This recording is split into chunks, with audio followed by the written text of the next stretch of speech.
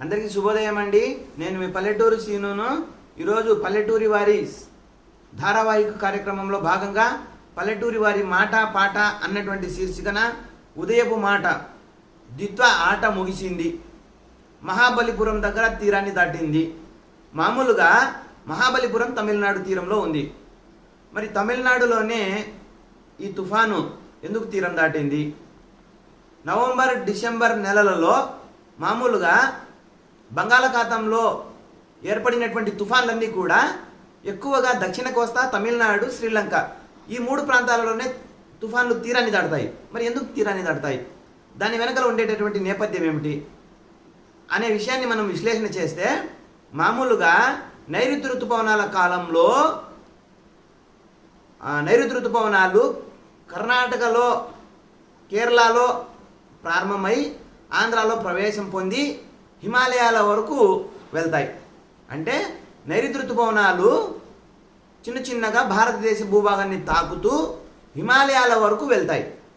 నైరుతి ఋతుపవనాల కాలంలో ఏర్పడేటటువంటి అల్పపీడనాలు, వాయుగుండాలు, తుఫాన్లన్నీ కూడా ఉత్తర కోస్తా, ఒరిస్సా, బర్మా, బంగ్లాదేశ్ వైపుకు ఎక్కువగా తీరాన్ని దాటుతాయి. మీరు గత చరిత్రను పరిశీలించండి. నైరుతి ఋతుపవనాల కాలంలో తుఫాన్లన్నీ కూడా ఎటువంటి పరిస్థితుల్లో కూడా దక్షిణ కోస్తా కానీ, తమిళనాడు కానీ, శ్రీలంకలో కానీ తీరం దాటవు. దానికి కారణం ఏమిటంటే, గాలులన్నీ కూడా నైరుతి ఋతుపవనాల కాలంలో నైరుతి దిశ నుంచి గాలులు అన్నీ కూడా ఒరిస్సా వైపుకు, బర్మా వైపుకు నెట్టబడతాయి. అందుకే ఆ తుఫాన్లన్నీ కూడా అక్కడ తీరం దాటుతాయి. మరి నైరుతి ఋతుపవనాలు ఒక్కసారిగా హిమాలయాలని తాకి తిరుగుముఖం పట్టడమే ఈశాన్య ఋతుపవనాలు. హిమాలయాల వరకు వెళ్తాయి ఆ పవనాలు. అక్కడికి వెళ్ళిన తర్వాత మళ్ళీ తిరుగుముఖం ప్రయాణం చేసి అక్టోబర్లో ఈశాన్య ఋతుపవనాలు వస్తాయి. ఈ ఈశాన్య ఋతుపవనాల కాలంలో గాలులన్నీ కూడా నైరుతికి నెట్టబడతాయి.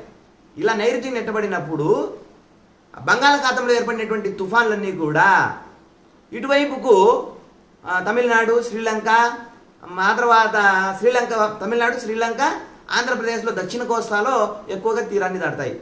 మొన్న దిత్వా తుఫాన్లో కూడా అదే జరిగింది. అంటే ఈశాన్యం నుంచి వచ్చేటటువంటి గాలులు బంగాళాఖాతంలో ఏర్పడినటువంటి అల్పపీడనాన్ని ఈ విధంగా నైరుతి వైపుకు నెట్టబడతాయి. ఏ విధంగా నైరుతి గాలులు ఏ విధంగా అయితే ఈశాన్యానికి నెట్టబడ్డాయో, అదే విధంగానే అపసవ్య దిశలో ఈశాన్య గాలులన్నీ కూడా నైరుతికి నెట్టబడతాయి. నైరుతి గాలులన్నీ కూడా ఈశాన్యానికి నెట్టబడతాయి. అదే నవంబర్లో తుఫాన్లన్నీ కూడా తీరం దాటడానికి ప్రధాన కారణం. ధన్యవాదాలు.